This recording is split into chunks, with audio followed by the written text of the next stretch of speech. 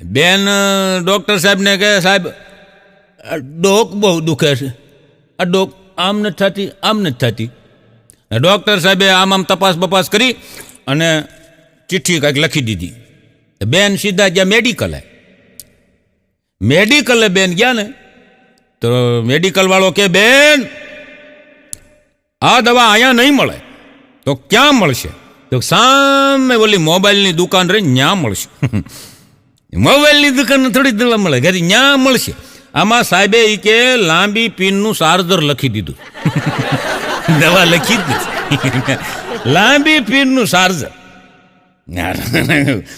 એ મૂળ હું એ ડૉક્ટર અનુભવી, એના ઘરનાને આવું થયેલું.